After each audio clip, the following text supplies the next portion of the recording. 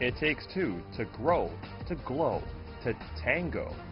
China and Russia friendship, essentially a partnership. World Insight takes you closer to both the 2019 St. Petersburg International Economic Forum and Sino-Russian relations.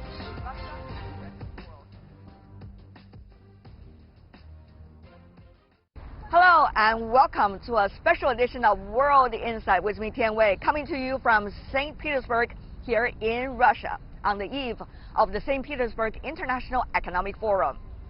It was its namesake, Peter the Great, who founded this city more than 300 years ago with the idea of bringing the best of the world to Russia. Learning from each other, nurturing better understanding of one another have always been the recipe of progress throughout history. China and Russia are no exceptions. So how about what the two have learned from one another throughout history, and how did those experiences bring out the best in each other?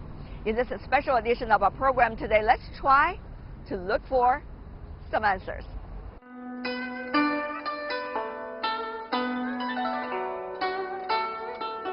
A journey to a Chinese culture summer camp in a classroom for these Russian girls gives me a glimpse of how curious and interested Russia is about China today.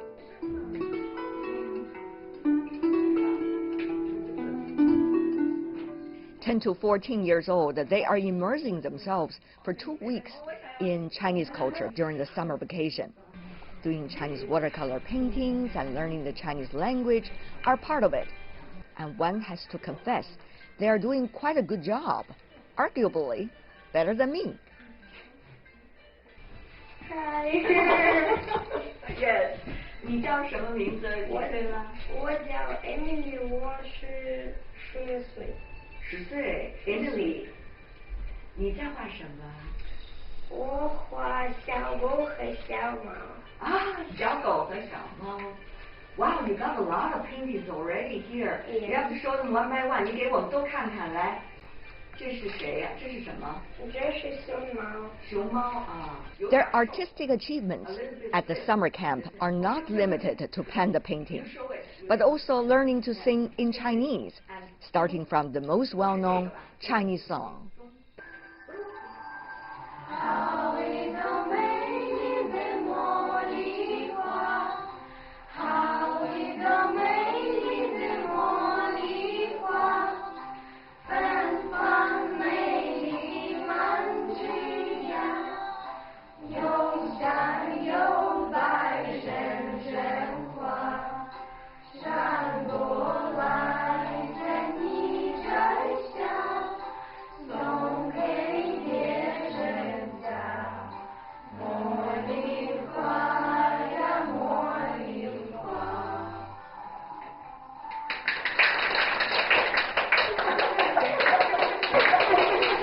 What an achievement! Nurturing their curiosity about another culture and language, this time about China, are teachers like them and their teams. One from China and one from Russia. These two ladies have been working together for years to make it a reality. Both the Chinese culture summer camp like this and the teaching of Chinese language under the curriculum of Russian schools. So much fun to join that drawing class. Well, my work is not the best, first of all, but we got some teachers standing with me right here. 您好. 你好. Is it difficult to teach them Chinese? It's difficult for students to study Chinese because they have never learned this language before. But learning this language is simple if you teach it while introducing Chinese culture to them. Learning the culture first and then learn the language is much easier. That's right. And this is a partner who has been working together with us for 8 years. She's a deputy headmaster of a middle school here in St. Petersburg. The school is also the first one in St. Petersburg to offer credit courses for students to learn Chinese. The first class ever teaching Chinese in St. Petersburg. Wow! Credit class, yes. Yeah. Do you also speak Chinese? По-китайски не говорю пока. I've not yet studied Chinese, but I'm very interested in Chinese culture. I want to start learning the language from next year. Показывают нам пример. So if you're learning Chinese next year, I'm going to learn Russian next year too. 她要学习，в следующем году она будет учить русский. But when you are learning Chinese, I'm sure a lot of your students have already graduated. 8 years already. Когда мы начинали изучать китайский язык, Today, there are many students in our school taking Chinese classes. Some students began learning at a very young age. Till now, many of them have graduated and have been to China for further study. Their successful experience has established a good path for younger students to follow suit. Since these students are studying and adapting to life in China, those younger students are encouraged to learn Chinese. Спасибо. Okay, thank you.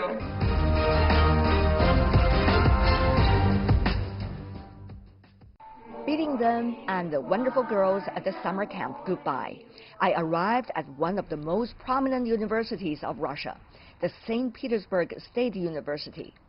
Yes, it was also established by Peter the Great 300 years ago, but today it has established itself as the cradle of the biggest names in Russian history. Science, art, politics, you name it. Professor, how are you? Oh, fine. So good to see you in St. Petersburg University. Yes, welcome to St. Petersburg University. Professor Igor Tikhonov, the director of the Museum of History from the St. Petersburg State University, is showing his hospitality by taking me around the university, particularly in its most historical corners. It's amazing, Professor, the history of the University of St. Petersburg. Yes. This picture shows the beginning of the university in 1724. Yes, Peter the Great over there. Yes, Peter the Great, the founder of university. Yes. Yes, and now we could see the oldest hall at university. The oldest one. Yes, You promised. The oldest, yes. What's the name of the hall? The Synod Hall or Petrovsky Hall. I see. This hall was decorated in the first half of 18th century for Synod of Russian Empire. I see. Because, for example, this name agreement, a front of resolution, nobility, charity, love of motherland, and other. St. Petersburg is believed to be a window for Russia to the West in a way. And it is even built in a way resembling many of the best from Europe. But of course, Russia today is also thinking about the East. So how is this university searching for your roots, while at the same time be able to embrace both the East and the West? But university is the maybe more West tradition. So it might be West tradition, and the Peter the Great used West Europe tradition for establish Academy of Science and university. But the large part of Russian Empire in Asia. 1855 was established the Oriental Faculty. But at firstly it was only for language aim. But Oriental Faculty very soon became the center in studying of different area, history, languages, poetry, and religion of people who lived in Asia. Amazing. To you, what is the most interesting part of history of Russia to you as a professor of history? Well, maybe I think 18th century. Why is that? Because it was the most glorious times? No, it is only my opinion. It is only my point of view, because 18th century is the very dynamic time. It is epoch of Palace Revolution, and it is a time where Russian Empire grow up very quickly. And many say now it's also one of those very dynamic times, could be in history. Historian maybe must see in the past, not. So your job is safe in a way. Your job is very safe. But you know, at a time of great change, the task for universities and educational institutions are always important. That is, what to provide to the students. Tradition is very important for university education. And my opinion that it is the same aim as the past, the education and science. Professor Gihonov, if you look at the news, which is my job every day, there are so many things happening, and people say that we're at a critical juncture of history. Well, I don't know, because you have more historical wisdom than I am, but as a professor in a well-known educational institution, what do you think are the most important qualities that you would like to share with your students in St. Petersburg University? Usually, I don't discuss political news and news at all, because they're not ancient enough for you. I have not time for my subject. It takes two to grow, to glow, to tango. China and Russia friendship, essentially a partnership. World Insight takes you closer to both the 2019 St. Petersburg International Economic Forum and Sino-Russian relations.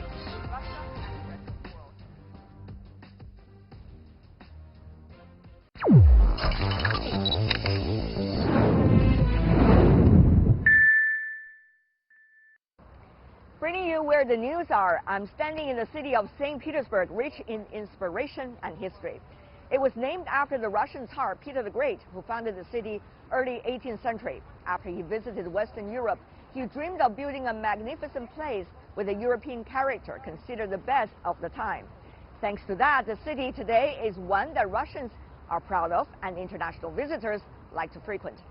The example set by Peter the Great about incorporating the best practices of the world to broaden one's own potential inspired Chinese reformist scholar Kang Youwei. So much so that 180 years ago, Kang wrote an advisory memorandum to an emperor of China's last feudal dynasty, urging to adopt the purpose of Peter the Great of Russia. But those efforts failed. 40 years ago, China embarked on a new journey of its own, mostly known as reform and opening up. Combining the world's biggest market, the hard work of the Chinese people, and learning the best practices of the world, the country is once again conspicuous on the world map. However, that coincides with the U.S. looking at the world solely through the lens of strategic competition. It not only picks up a trade war with China, but also slashes tariffs to its traditional trading partners and allies. It withdraws from international treaties regarding non-proliferation and climate change, using sanctions against countries and putting pressure on partners to follow suit. As the largest economy in the world, it is only creating enormous amount of uncertainty. China and Russia are attempting to provide some answers for themselves and to the rest of the world too, by their increasing cooperation, aiming at what they believe win-win results. As the Chinese president in Russia for a state visit and speaking at the St. Petersburg International Economic Forum this week, some hope it would take relations to a new level following a 24.5% growth in trade in 2018 to a record $108 billion. When he speaks at the St. Petersburg International Economic Forum just a few weeks before the G20 summit, many also sees it as an opportunity for the world to check what China proposes amid the trade tensions with the U.S. and the uncertainty of the future of the world. Will China continue to reform and open up? How will it match its visions with actions? And how is China describing the nature of its relations with others of the world now, including that with Russia? At a time of challenges, some panic, some complain, but others try to figure out how to cope as much as they can. Just like doing a jigsaw puzzle, one has to start putting the odd pieces together, and only after so much effort would the complete, clear picture eventually appear.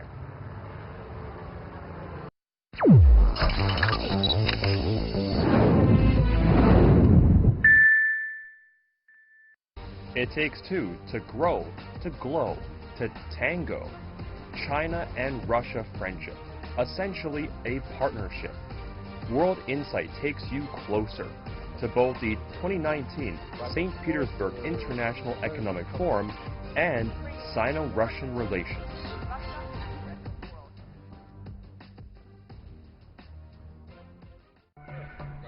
Knowing that I am from China, Professor insists on me meeting and talking to what he describes as one of the most informed minds on campus about China and Russia.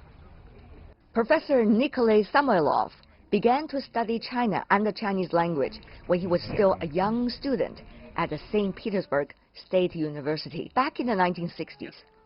But as a real China hand, his knowledge about China then was not limited to the political challenges the two countries had then, but managed to study through the decades about Russians' perspectives about China and the Chinese, and why they matter in the relations between the two countries throughout history.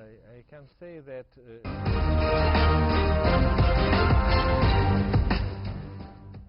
You've been doing research about China-Russia relations, especially how Russians look at China throughout the centuries. It started from commercial ties, isn't it?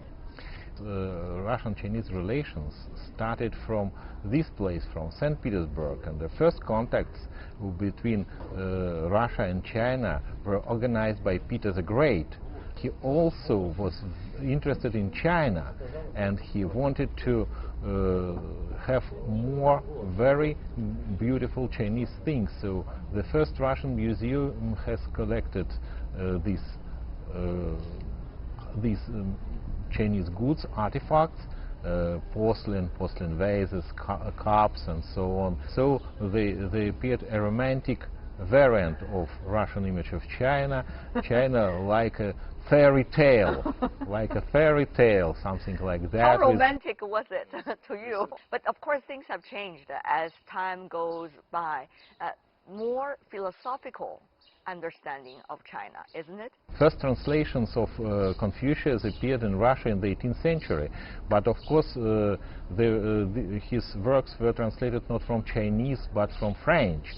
But in the 19th century they appeared real translations from Chinese, and many Russian philosophers, especially Leo Tolstoy, the most famous Russian writer, he liked works by Confucius, and he wanted to study his works, and also some Taoist books, and he tried to translate them into Russian. It was very important. Yeah, their understanding, their version, is it similar to real, interpretations of Confucianism and Taoism? He thought that ancient Chinese philosophy was similar to the Christianity, to the ideas of Jesus Christ, the idea of the whole love people to people, and the idea of mutual understanding of other principles of Confucius were very important,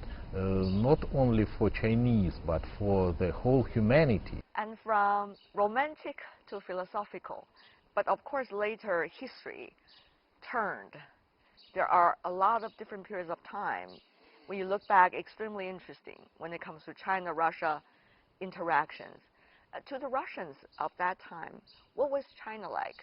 At the end of the 19th century, there appeared a lot of Chinese immigrants on the territory of the Russian Empire, in Siberia and in the Far East. And of course, these immigrants were very poor people. So ideology later became such an important part of the link between China and Russia. At the time, after the October Revolution, particularly in the former Soviet Union, how is the perception of China changing in the eyes of the common Russians?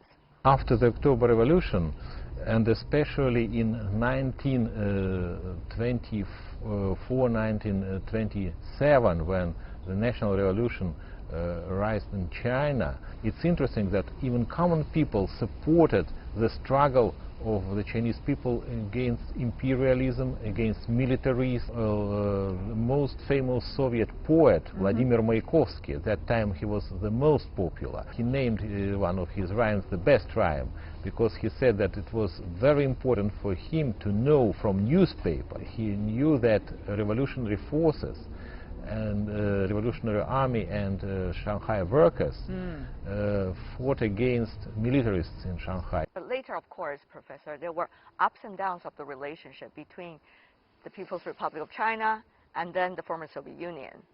There was about 20 or 30 years of cold times. How did people then, influenced by the official rhetoric in former Soviet Union about China? I think that during 1950s, when it was a period of a great friendship between two peoples, all common people in Russia, both in Russia and in China, they thought that our big countries were very good friends. In mid-1980s, they appeared new ideas, and it was interesting that after re-establishment, good relations between, friendship relations between the two countries, common people, both in Russia and China, believed that our countries should be friends. I saw it in China because I came to China for the first time in 1985, and I met some people who didn't see Russians, Soviet people, for 20 years, and I saw how friendly they talked to me, and they were very surprised when they knew that I am from the Soviet Union. So let's move on from there. You know, later, former Soviet Union changed. You have a lot of internal debates and search about the road that you wanted to take. While in China, the reform and opening up spread around the whole country. And China certainly is taking on a new path as well.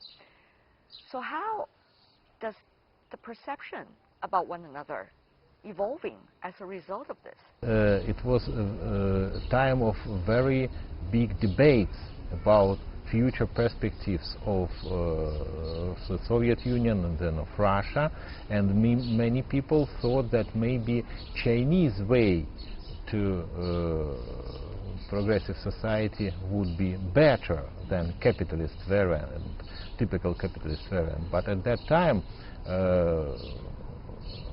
during the time of Yeltsin, Russian economists and members of Russian government, they stood for the Western way to progressive development. But now some people thought that maybe it was better for Russia to copy the Chinese variant, and maybe the Deng Xiaoping program was better for such countries like China and Russia for their way to progressive society. I'm sure that debate will go on for some time. Now the world has been changing so much. Some people even say this is a critical juncture. You see a lot of basic debate about where the world should be going, and with what ideas that we should be able to embrace the future of the world. Will China and Russia have strong foundation to be able to communicate well, and also to be able to do something to inspire or to cooperate about new ideas?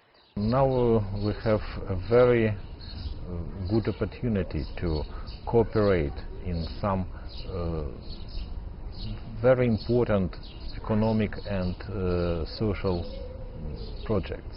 For example, One Belt and One Road initiative came from China. It's not only a Chinese program, but I think it's a new variant for development for many countries on the way of the new Silk Road. And I think that it is not only economic and political project, but also civilizational, cultural project. And the birds are churning for you. You're talking about what today can we do together. But many would wonder, is it more about relating to one another as a result of being whether the enemy or the rival of the United States? I don't like such words like enemy, but of course there is a very big competition between the United States and China, the United States and Russia, and maybe between the United States and the European Union. So we are living in the time of very big competition, like big Olympic Games in the sphere of economy, policy, social life, and so on.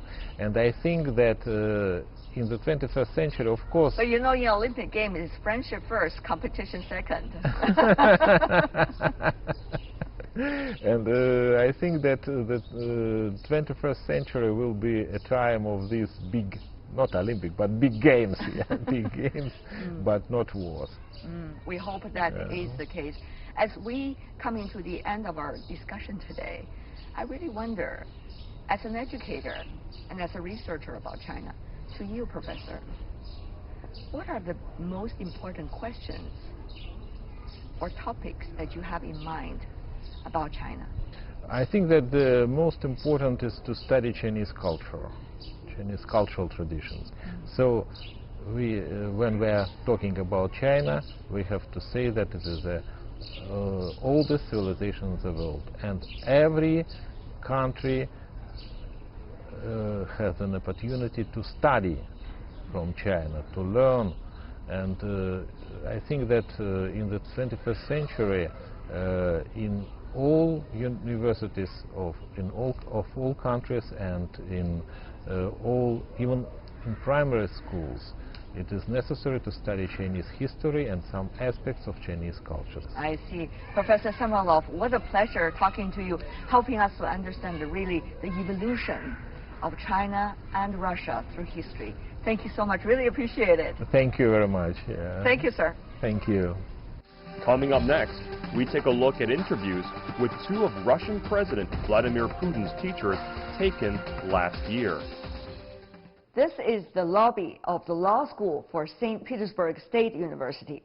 The school is well known over the years for bringing out some of the best talents of the world when it comes to international politics and law, including these two gentlemen, the President of Russia, Vladimir Putin, and the Prime Minister, Mr. Medvedev. I'm here to meet with the Dean of the school to have a look of the history of here, and also to talk to some of the professors here who are proud of their students and also have deep views about some of the issues going on in our world today. St. Petersburg State University is the oldest and one of the largest universities in Russia. Its law school is being regarded as the best in the country. I met the dean of the school while in St. Petersburg. He and his students show me to this room full of ancient books of Russian laws throughout history. The school is well known for cultivating some of the biggest names in Russian history. Vladimir Putin is one of those. In 1970, Mr. Putin became a law student at St. Petersburg State University, earning his degree in 1975. Actually, I graduated from law school in St. Petersburg University, so I could be a legal advisor, a lawyer. However, I worked for national security departments my whole life. I went on to work at the City Hall of St. Petersburg after the intelligence job in the Soviet Union. I truly love those jobs, but in the meantime, I believe I'm also qualified to be a lawyer. Well, he did not eventually become a lawyer, but one could tell he cherished those days in law school as a young man. I sat down respectively with two professors who taught Putin when he was a student there. The professors, coming from different generations in Russia, emphasized the different concepts of the law, how they apply to society and the world in the conversations. Your understanding, Professor, you know, Donald Trump, Vladimir Putin, Russia, the West, the internet, new technology, ideology, revolution, all these concepts mixed up these days. Although there are similarities between Vladimir Putin and Donald Trump, Putin is more secure than Trump, more control over the situation, especially in his own country, than Trump does. And sometimes the situation is out of control for President Trump, and that's why he makes those brash decisions, which sometimes catch his closest allies off guard. This is not fitting of a country that is touted as one of the most outstanding world democracies. What about Putin? You said President Putin has more control of the country in which he is the leader. That means he has to have very good judgment in terms of where the country should be going and what his job should be. What do you think where the country should be going? Is he doing a good job, according to you, who is his professor in university?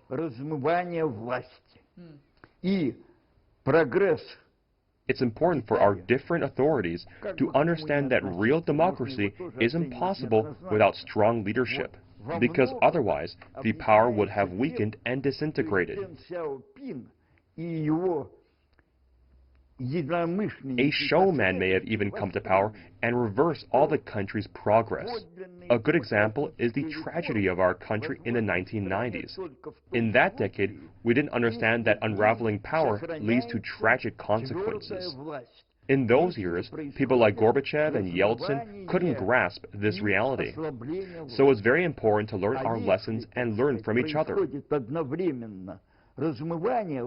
And I would like to segue to another question touched upon regarding public and private ownership. I think a reasonable combination of them, based on true competition between the two entities, will lead to a healthy society. But you are Professor Dostoy, who is well known in your field.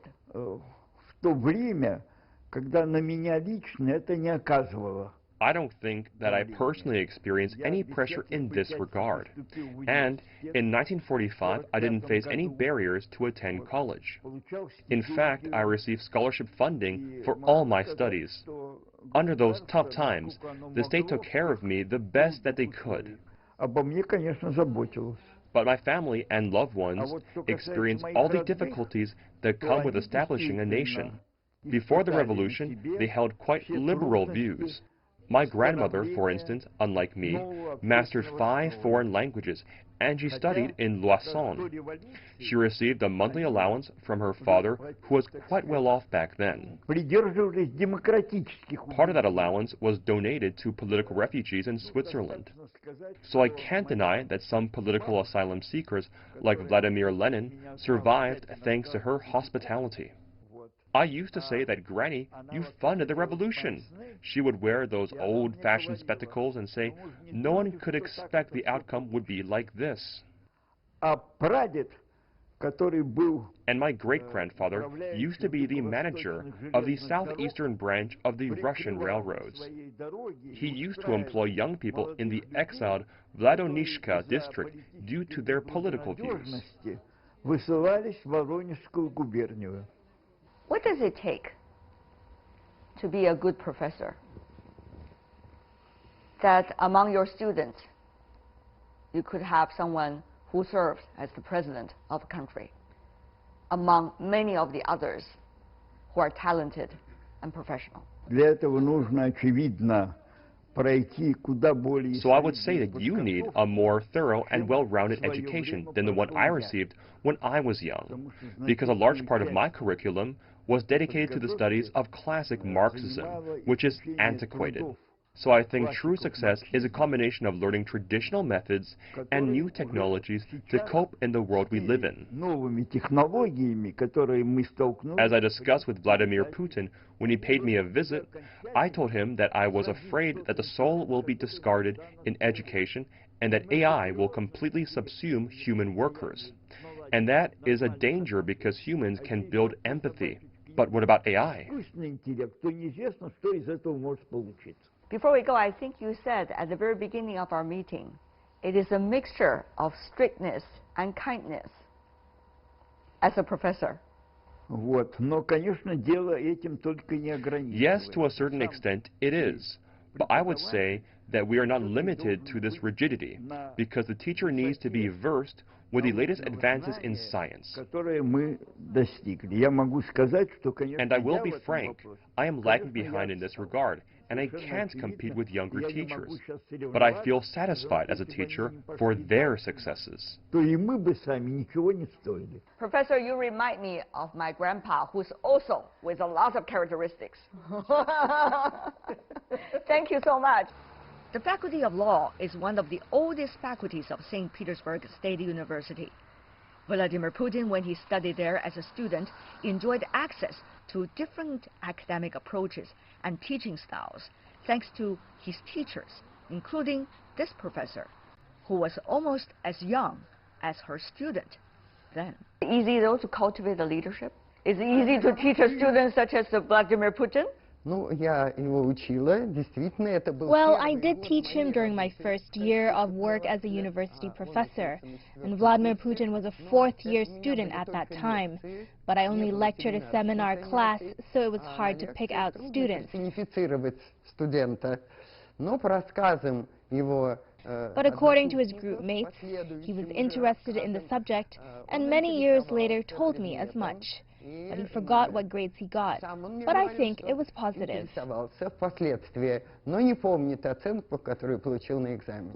So that is a fresh teacher, experienced student. Well, he was quite young because he entered university when he was 17. Because some people tend to enroll after the army, but he did it after school. So he was 21, the youngest in the class, and I was approximately 30. But of course, age is not the subject of discussion here. No. Not that I would investigate much. You know, when you think about Russia and the future of Russia, do you think his qualities will help the country? Yes, I do. The latest opinion polls included a question whether you consider Russia to be a great country, and if yes, why? And the majority of the people said yes, because we have such a leader. One of the things I always want to ask is, as a professor, who are you most proud of? Your student who has already become the president, or your students that are working in different fields, but also trying to make a difference? Well, I'm proud of all my students because they have always been good to me. But regardless of their achievements, I'm proud of all of them.